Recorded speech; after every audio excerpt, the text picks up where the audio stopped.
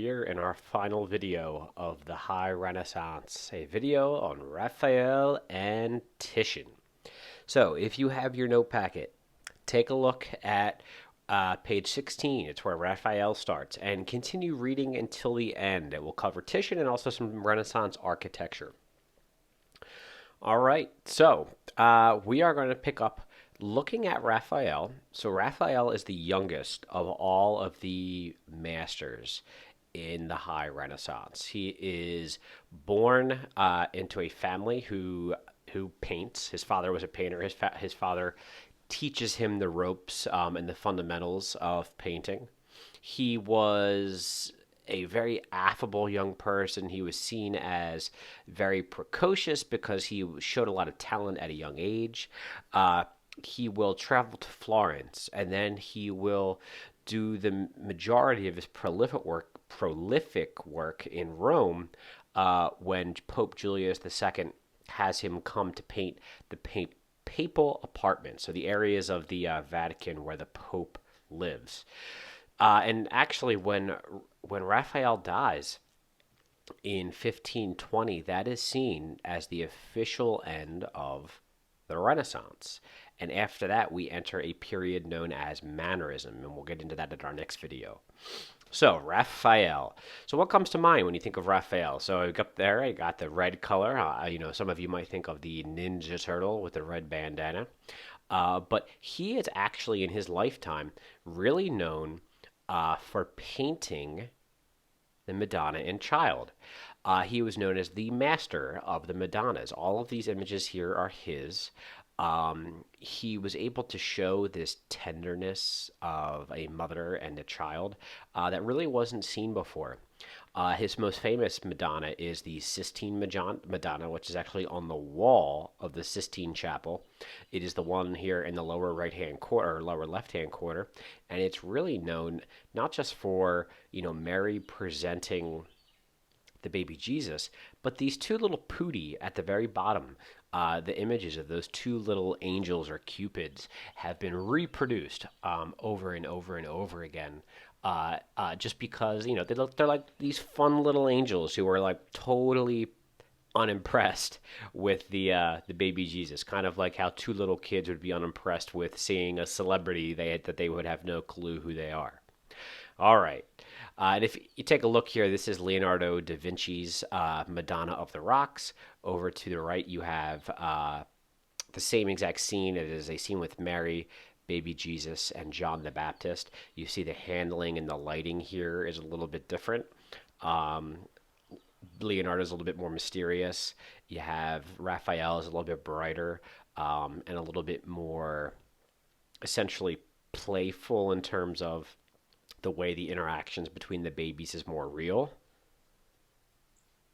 We're going to skip through this just because you don't have to know it. It's not one of your 250 that you have to know. Now, what you do have to know, though, is Raphael's School of Athens. And it is one of 4 paintings that he will create in the papal library. It's called the Stanza della Signatoria. And this image has not been on any of the new AP exams since the exam has been redesigned. So we're going to spend some time looking at this one. So again, this was commissioned by Pope Julius II. The walls of this room had 4 specific themes. So one of them was philosophy, the other was theology, poetry, and then finally law. The most famous one, though, is his wall that he creates on philosophy. And the reason why Pope Julius wanted these themes seen in his library is to show that Pope Julius was this well-rounded, intelligent humanist pope that also is able to link the ideas of humanism with Christianity. And again, you want to write down this information. So you're going to see images in the School of Athens that look Greek, that look Roman, and that also look relatively contemporary for the early 1500s of the Renaissance at that time. He is incorporating in his image of the School of Athens Plato, Aristotle, Diogenes, Heraclitus, Euclid, Raphael himself, Ptolemy, Pythagoras, Epicurus, Alexander the Great, You're going to have Plato, Aristotle, Athena, all of these people in this one giant mythical scene of some of the smartest people that have ever have lived. And again, that's his wall on philosophy. So this is the image. Let's take a look at who we have. So if we look at the direct center, okay, we have two philosophers. We have Plato, we have Aristotle. The model actually for Plato is Leonardo da Vinci. Plato has his hand upwards, kind of discussing the theories and philosophy that can't really be proven. These are all the theoretical theories. You have Aristotle, though, with his hand going down more towards Earth, with all of the things on Earth that we can prove, whether it's through science or whether it's through medicine. And if you look at the devices, the Renaissance devices that Raphael uses, he is using these perspective lines, drawing our eye to the center of the painting. Center of the painting really is the convergence between Plato and Aristotle's head. We see the recessional space, the objects in the background get smaller in order to create that sense of depth. It's a very balanced painting. So it is taking the ideals of the Renaissance painter and putting them all in one painting. Now, the School of Athens was not a real place. There was no actual large scale school for higher learning. Now, Plato's Academy was a school for higher learning that was set up by Plato, but it wasn't very large, and it was nowhere near as grand as this building would be that's right here. And they believe the arches here, okay, that we have in the background are reminiscent of the new arches that are being created in the new St. Peter's Basilica that is being designed by Bramante. And they also think it was actually that Bramante, his influence for those arches for the new St. Peter's, that influence came from Trajan's Forum, okay, and the markets of Trajan that were seen not all that far away from the papal residence and from St. Peter's Basilica. If we look up here, we know that this is a Greek scene, not only because of Plato and Aristotle, but we have over here a marble image of Apollo. We have over here the goddess Athena representing wisdom and light over here with Apollo. Alexander the Great is standing right here. He is listening to Socrates speaking over here. We have Pythagoras with his protractor discussing some type of mathematical equation.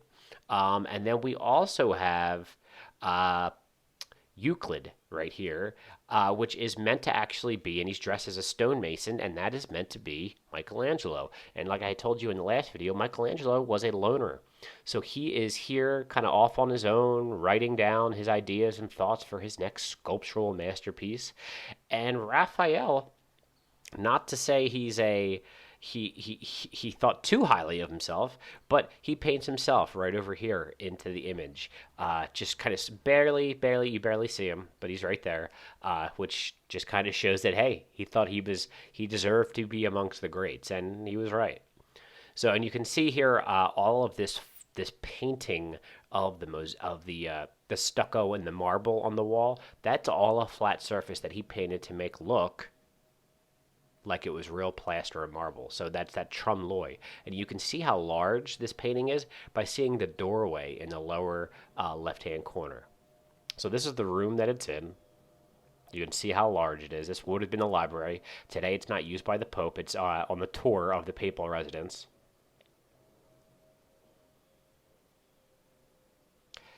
Plato, Aristotle, Pythagoras, Ptolemy, Raphael, Euclid. Oh, sorry, I mixed up Euclid and Pythagoras. And then Michelangelo is right here. Michelangelo in that pyramid shape. Diogenes. And if we take a look at the elements of how he constructed this painting, essentially we have all of the figures in this oval shape alongst the lower portion of the painting. And then all these other lines create the diagonals that we have meeting between Plato and Aristotle's head. Heraclitus is actually who Michelangelo is meant to be. Some of the close-up there of the figures, Diogenes, Euclid. We already talked about that. That's Raphael over there.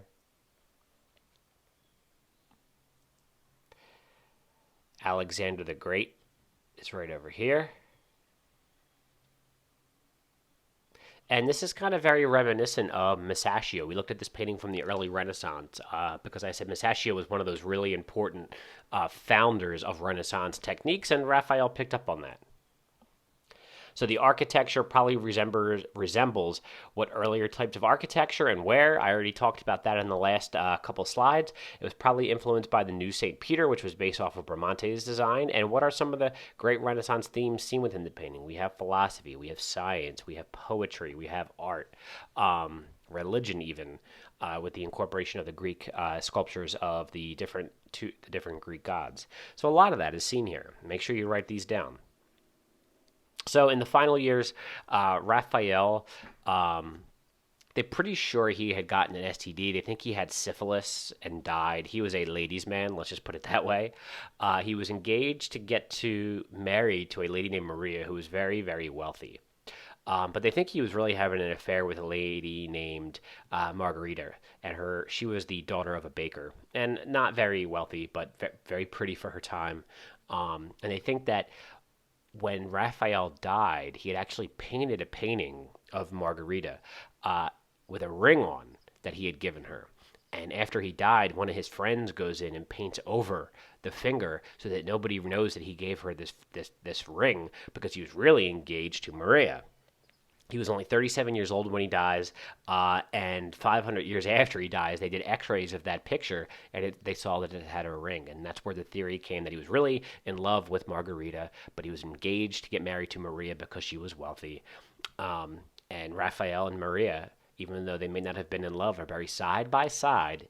Where? In the Parthenon. So this was the image of Margarita, and you can see over on the left-hand side, there's no ring on her hand, but after they did x-rays, there is a ring on her ring finger that they believed he would have given her because she was the true love of Raphael's life. Sad. All right. So now we're going to get to Venice. So Venice was an important center of the Renaissance. There were a couple famous painters from this area, Giorgione, Titian, but we're really just going to focus on Titian. Also Giovanni Bellini, forgot about him as well. But we are only going to focus on Titian. Titian lived a long life. He was kind of like Michelangelo. Michelangelo had a prolific career, very, very long career, much longer than Da Vinci and Raphael. Same thing with Titian. Titian will have a large amount of work that he will create, and we are going to really just focus on one of his pieces. So with the Venetian Renaissance, Venice was a city on the sea. It was a trading city. It had access to colors that were more vibrant, that were coming in from the Middle East as well as Northern Europe. Venice was also the first city-state to be exposed to oil paint because of its trade with Northern Europe. It was cosmopolitan, it was vibrant, and it was also powerful because of its wealth and trade.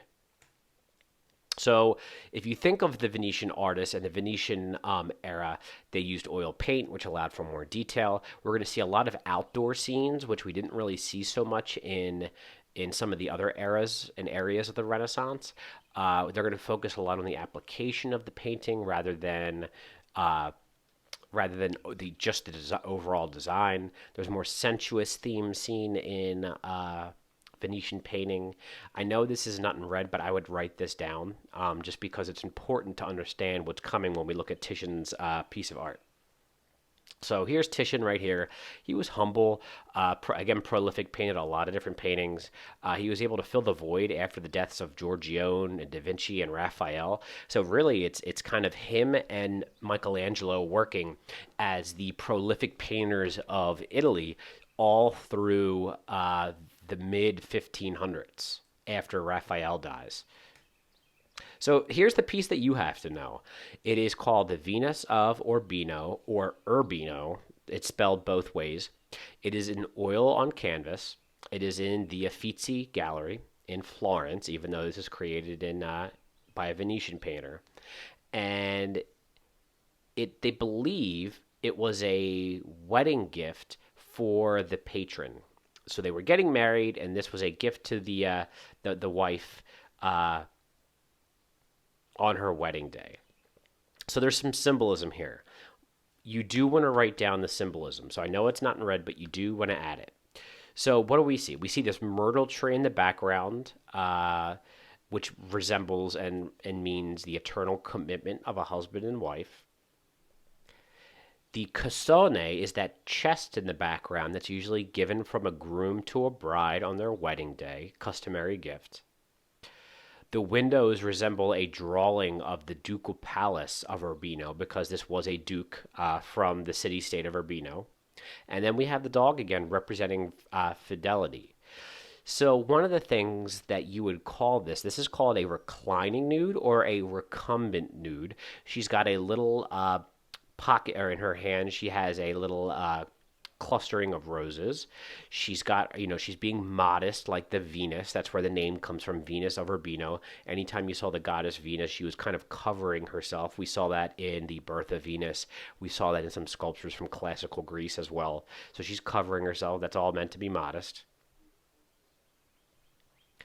May not have been Venus, possibly it could have been a courtesan, looks directly at us, which is engaging the viewer, and then the roses contribute to the floral motif that's carried throughout the work. So we have the tree in the background, and we have some floral paintings on the chest, and then we have the roses right there in her hand.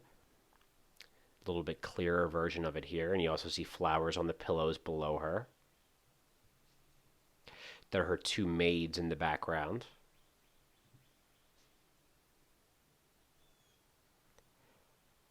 And they believe it was actually inspired by this painting, which was the first reclining nude since ancient Rome. And this is actually by a friend of Titian's named Giorgione. And Giorgione, he died very young, and he only left behind a couple of paintings. We used to talk about him.